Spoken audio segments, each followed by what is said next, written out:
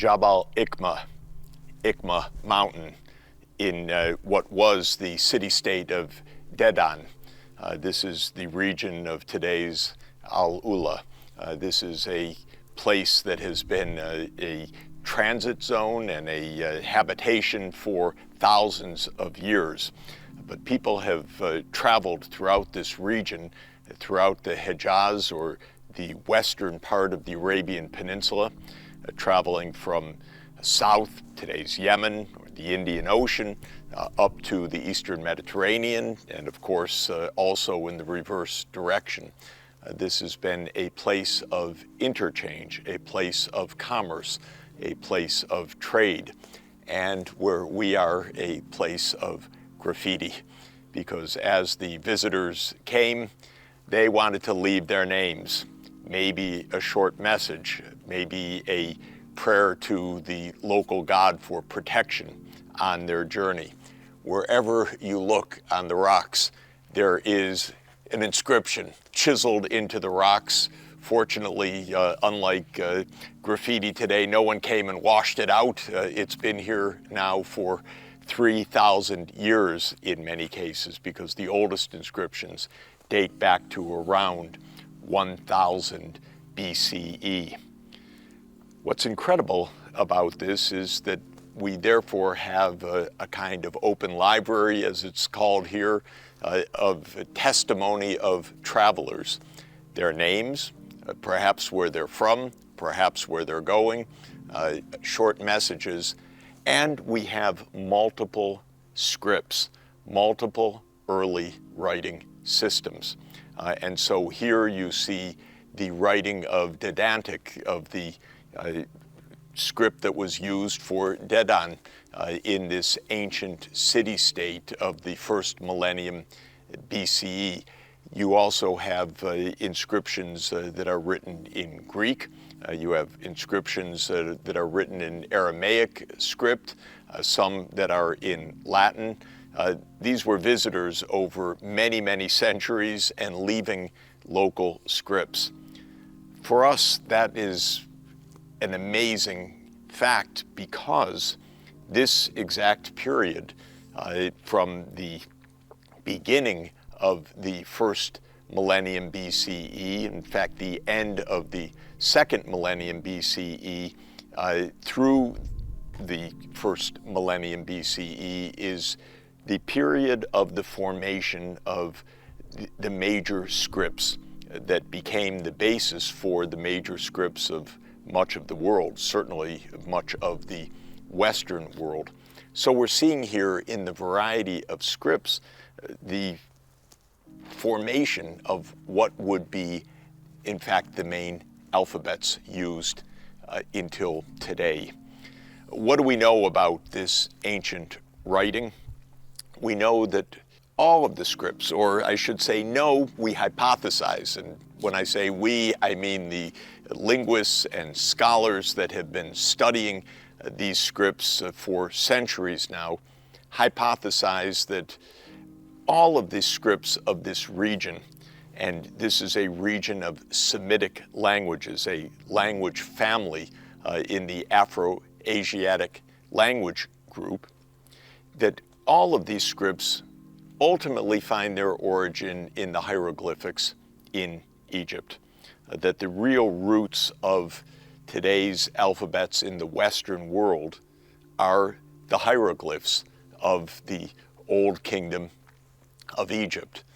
Those hieroglyphics over time became adapted for easier writing, a hieratic system, perhaps in the early second millennium BCE and onward.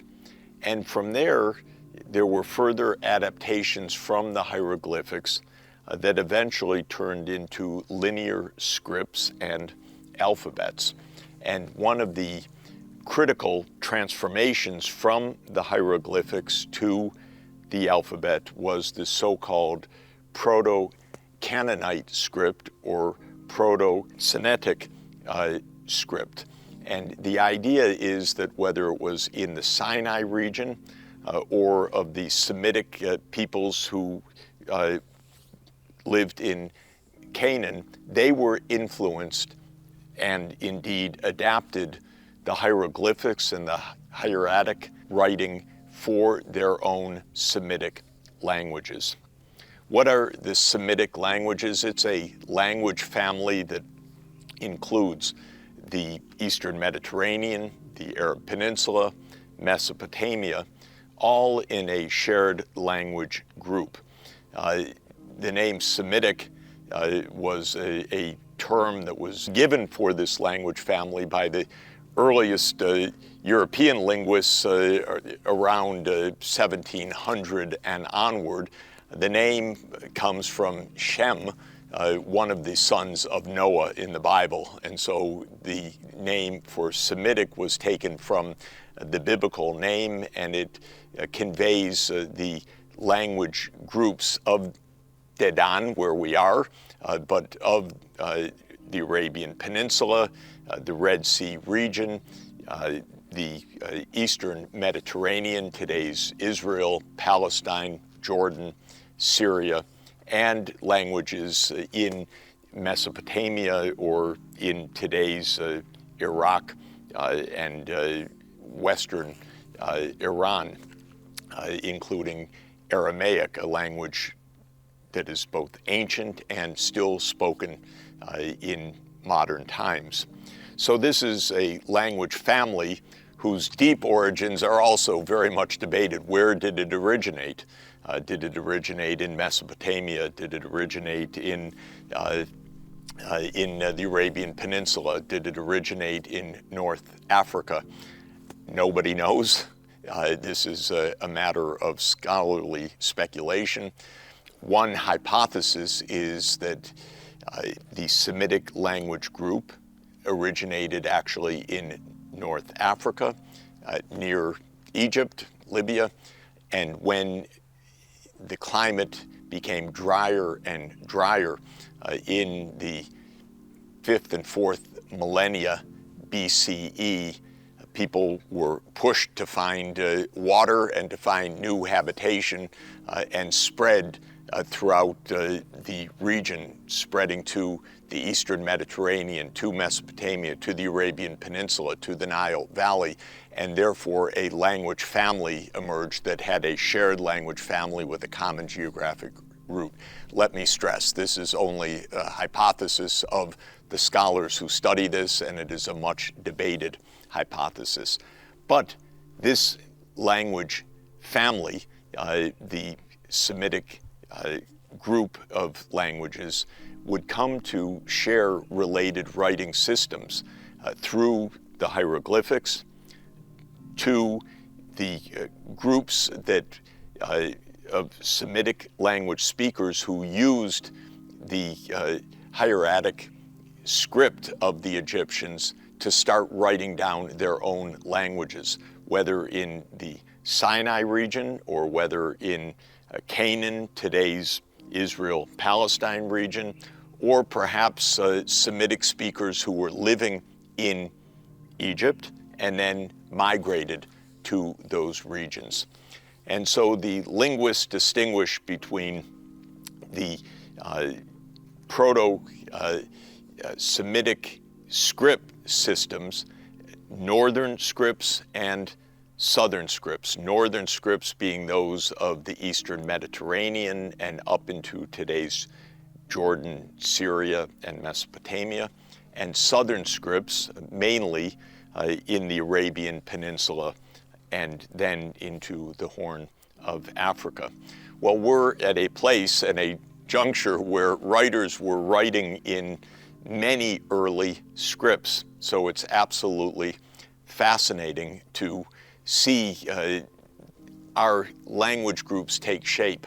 Now, we should marvel not only that the graffiti is here 3,000 years later and that we can share the common urge, we're here, people are moving, write a message, put your name on the wall. Certainly a human impulse that we see everywhere in the world till today. But we also see the script systems taking shape. Now, the Southern Semitic scripts, such as in the Arabian Peninsula, gave rise to a number of writing systems, most of which disappeared by the 5th or 6th century AD. One remained in use, and that is Ge'ez, a written script that became a written script of Ethiopia. But most of the other Southern Semitic script systems disappeared.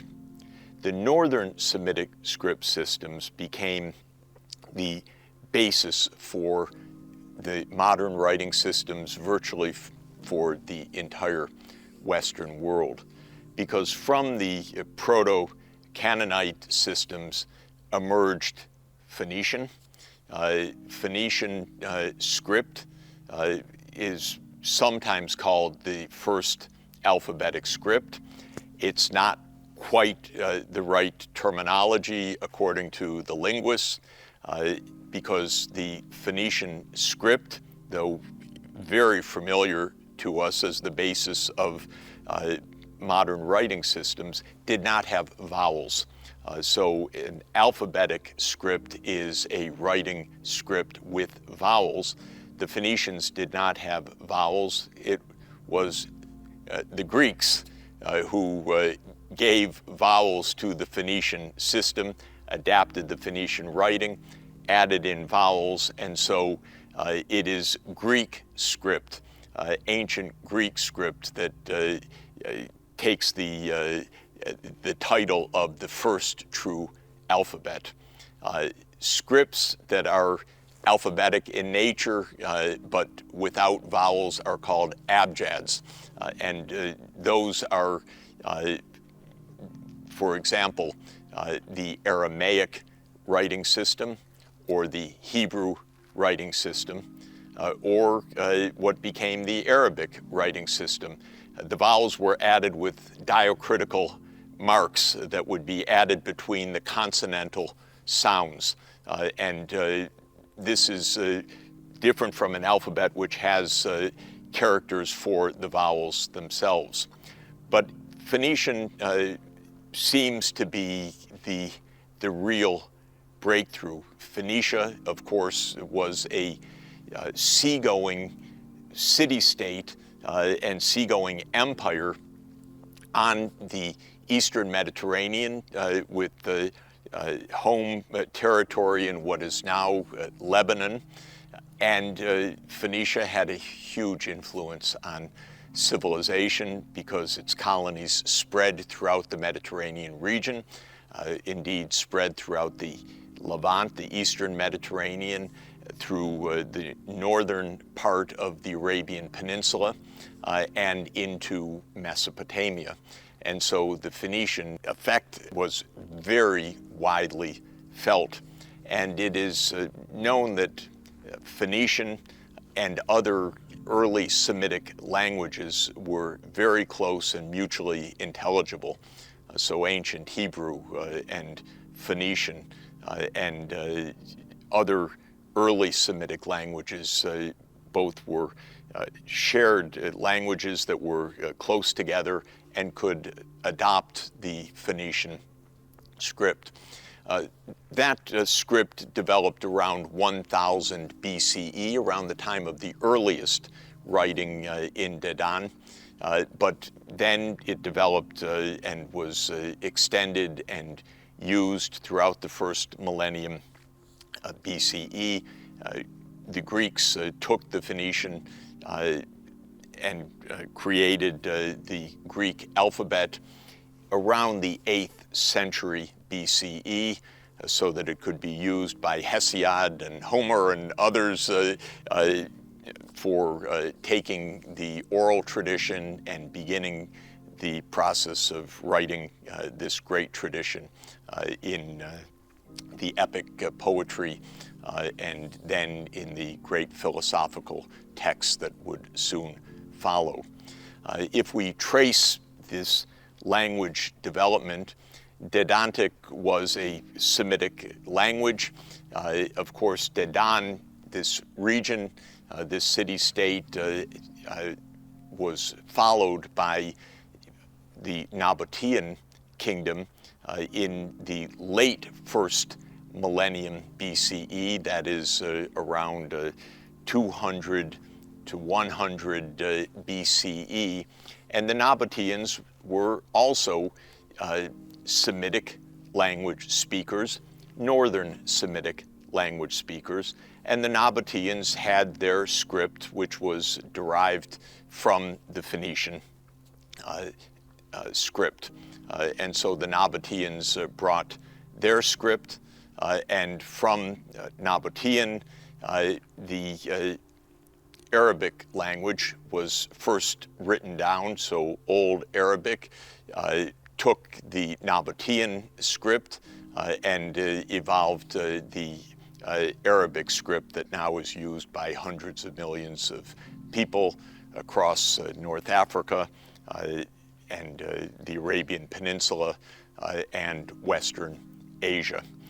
And so we can trace from the Egyptians to the early Canaanites, the Phoenicians, the Nabateans, the Arabic-speaking peoples, this continuity. And since the inscriptions here are graffiti written over hundreds and hundreds of years and carefully studied by the scholars, what they have found is this remarkable mixing of script systems, of languages, and the intermixing of peoples of the region. Well, I think it's